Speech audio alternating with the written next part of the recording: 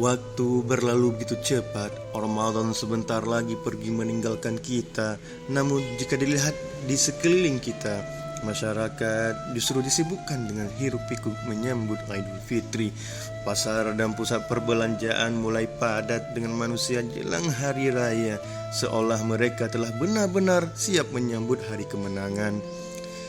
Jika manusia senang menyambut hari raya Idul Fitri, tidak demikian halnya dengan malaikat, makhluk mulia ciptaan Allah Subhanahu wa Ta'ala yang senantiasa bertasbih memujinya dan diciptakan hanya untuk menghamba kepadanya semata.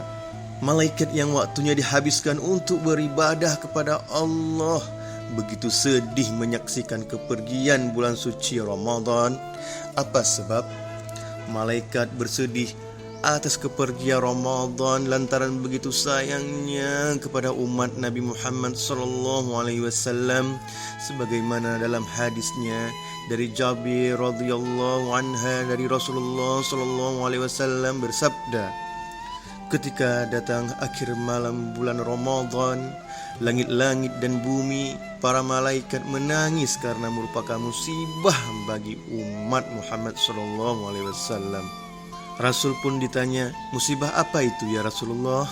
Rasulullah menjawab, lenyaplah bulan Ramadan karena sesungguhnya doa-doa di bulan Ramadan dikabulkan dan sedekah diterima, kebaikan dilipat gandakan dan azab ditolak. Saking mulianya bulan Ramadan yang dianugerahkan kepada umat Nabi Muhammad SAW, di dalamnya terdapat suatu malam yang menyimpan pahala berlipat ganda berupa kebaikan yang setara dengan 1000 bulannya, itu Lailatul Qadar. Sehingga layak dikatakan jika langit dan bumi pun menangis menyaksikan kepergian bulan Ramadan karena cintanya kepada umat Rasulullah SAW. Betapa tidak, selama bulan suci penuh berkah ini, dosa-dosa diampunkan dan pintu taubat dibuka lebar-lebar. Sebagaimana kata Rasulullah SAW dalam sabdanya, barang siapa berpuasa di bulan Ramadan dengan penuh keimanan dan karena Allah, maka diampuni dosa-dosanya yang telah lalu. Hadis riwayat Bukhari dan Muslim. Memasuki akhir Ramadan, yang seharusnya bersedih ialah kita sebagai umat Nabi Muhammad karena telah kehilangan bulan penuh kemuliaan dan ampunan, sebuah kesempatan emas untuk mendekatkan diri kepada Allah Subhanahu wa Ta'ala yang belum tentu dapat kita raih pada tahun-tahun berikutnya. Sebagaimana hadis dari Ibnu Abbas radhiyallahu anha, bahwasanya Rasulullah SAW bersabda, sekiranya umatku ini mengetahui kebaikan di bulan Ramadan, niscaya mereka menginginkan agar sepanjang tahun ini semuanya menjadi Ramadan. Hadis riwayat Ahmad.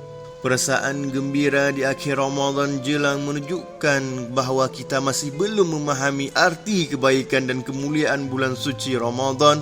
Semoga ke depan kita sebagai umat Nabi Muhammad SAW senantiasa memperbaiki diri dan bersiap menyambut bulan Ramadan berikutnya. Tentunya dengan bersungguh-sungguh beribadah semata-mata untuk mengharap ridhonya Allah Subhanahu wa Ta'ala.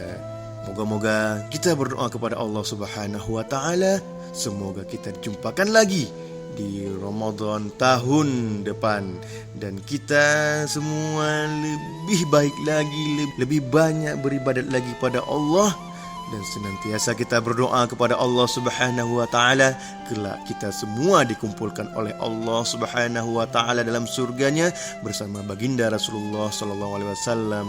Amin amin ya rabbal alamin.